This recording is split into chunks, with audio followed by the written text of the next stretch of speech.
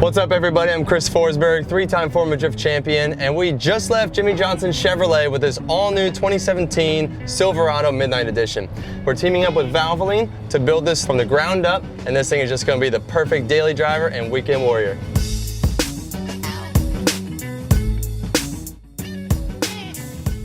All right, we're here in the shop where we're going to be doing all the work on this brand new truck build, and to get an extra set of hands, I brought my buddy Dylan Hughes in. Well, all right, well Dylan, have you ever worked on trucks before? A little bit, not a whole lot, a little bit different than a drift car, but I think we'll be able to make it happen. Yeah, I don't see why not. It's still got four wheels, you know, we're just going up with it instead of down. That's right, it's got four wheels and a V8, I'm into it. And what we're trying to show you with this build is that you can do all these mods at home. We're going to be working on the ground using jacks and jack stands and very simple tools to do all these bolt-on applications to really modify your truck to be better for driving, handling, and a little bit off-road.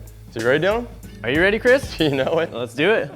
One of the first steps to building a truck is to upgrade your suspension. And so what we did is started to remove some of this factory suspension. This one is now tubular, and the biggest difference is this uniball joint. Gets rid of the factory ball joint and has high clearance to get more articulation and more wheel travel. So not to mention we have these upgraded polyurethane bushings with these grease fittings. We have little spines welded on the backside for a little bit extra strength. These bushings are going to help keep us nice and sturdy and stable going down the trail, and it'll keep your alignment from getting out of whack. So what else we have here is this big, huge Icon shock. In comparison to this factory unit, it's obviously not adjustable. It does not have adjustable height, adjustable valving, and it does not have these sweet joints in the bottom. It just has these factory bushings, a big spring, which is probably a little too soft for what we want to be doing. So what Icon does is it replaces all that. It's a fully built-in system. Get a new top hat, a lot stronger, puts bearings on the top and bottom of this shock, and like we said, just gives all the adjustability that you need.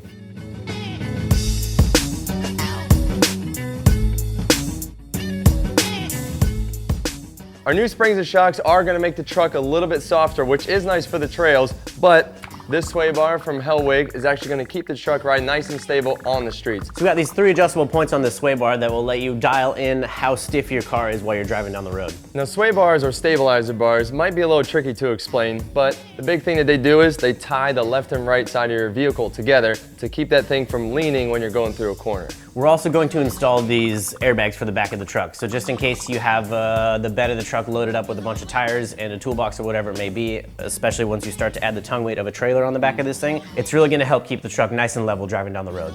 With this Hellwig airbag kit, we're going to yank out the stock bump stops and they will replace it entirely, giving it that cushion that we're looking for.